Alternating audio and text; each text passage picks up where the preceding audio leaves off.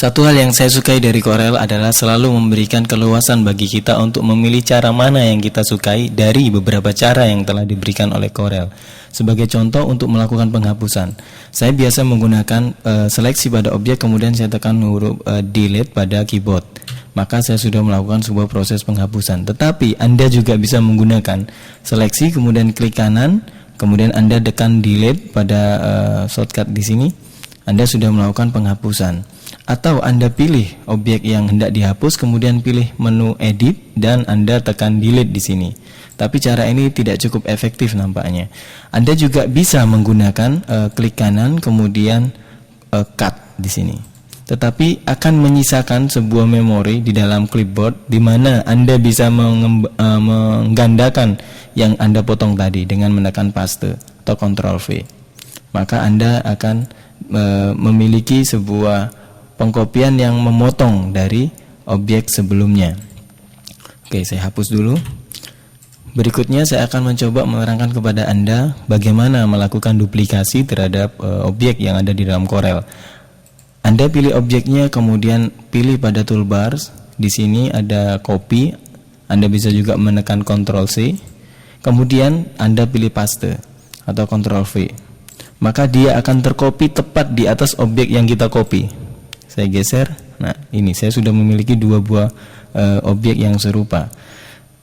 Atau Anda bisa menggunakan klik kanan kemudian copy dan klik kanan paste. Maka Anda sudah mendapatkan objek serupa. Atau Anda bisa menggunakan tombol di dalam numlock Anda di dalam keyboard, yaitu tombol plus. Maka Anda geser dengan arrow, sudah tercopy tepat di atas objek yang di-copy. Itu yang digunakan dengan menggunakan teknik copy paste.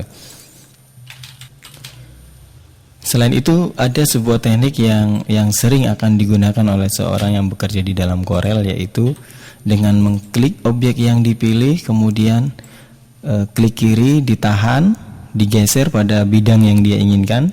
Apabila dia menginginkan sejajar, dia harus menekan kontrol. Dia akan terkunci secara horizontal dan vertikal apabila kita menggunakan kontrol. Dengan tetap menekan tombol kiri pada mouse, kemudian tekan tombol kanan pada mouse tanpa melepaskan tombol yang kiri, kemudian Anda bisa melepaskan bersamaan, atau Anda bisa melepaskan satu persatu. Klik kanannya dulu dilepas, kemudian baru klik kiri. Sama saja. Nah, ini harus Anda latih karena butuh kebiasaan dan akan sangat cepat di dalam kita melakukan pengkopian.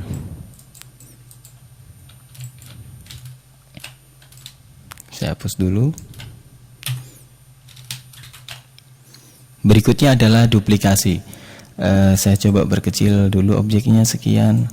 Kemudian saya pilih edit dan saya pilih duplicate. Atau Anda bisa menekan Ctrl plus D. Nah, di sini ada duplicate offsetnya, di mana kita bisa mengatur jarak antara pengkopian dari master ke objek yang di-copy sebanyak berapa jaraknya. Secara default dibuat 0,635 cm. Kita buat defaultnya saja, oke. Nah, maka dia akan melakukan pengkopian dengan jarak yang ditentukan offset tadi.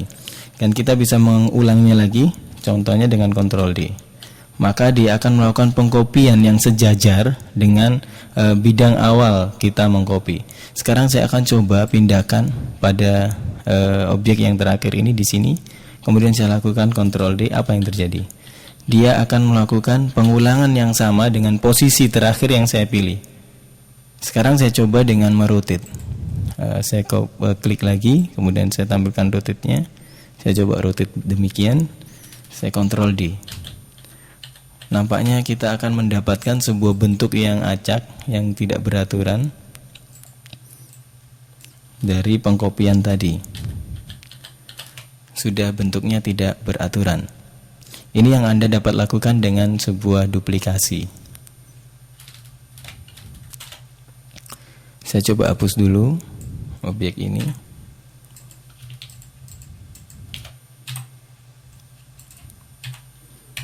Oke, sekarang saya akan menjelaskan kepada Anda tentang repeat. Repeat akan sering sekali Anda gunakan Repeat adalah sebuah pengulangan objek yang akan sering Anda gunakan di dalam melakukan desain di dalam Corel nantinya. Contohnya seperti ini, misalnya saya klik objek masternya di sini, kemudian saya copy di sini. Maka dia akan melakukan pengulangan yang sama persis dari apa yang saya lakukan ketika saya memilih repeat, yaitu dengan Ctrl R. Demikian akan Anda pilih, saya pilih dengan ALT di sini semuanya, kemudian saya taruh di bawahnya. Saya akan mencoba melakukan pengulangan dengan Ctrl R.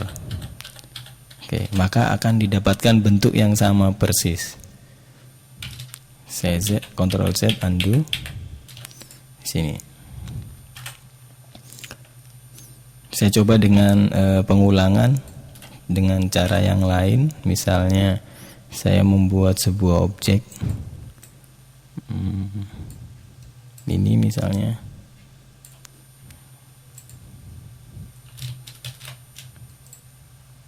Seperti ini misalnya, saya kemudian berikan fill.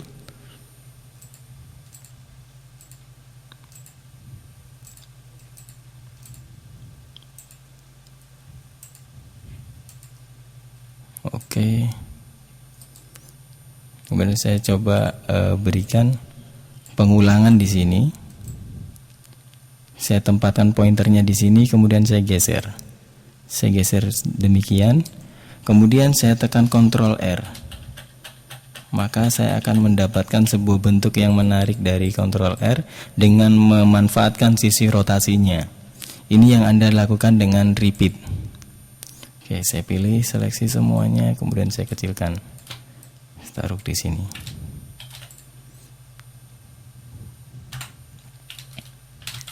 Sekarang saya akan mencoba menjelaskan kepada Anda tentang konsep clone. Ini adalah sebuah konsep yang unik yang diberikan oleh Corel kepada penggunanya, yaitu di mana saya coba ambil di sini, saya ungroup dulu, saya ambil salah satu.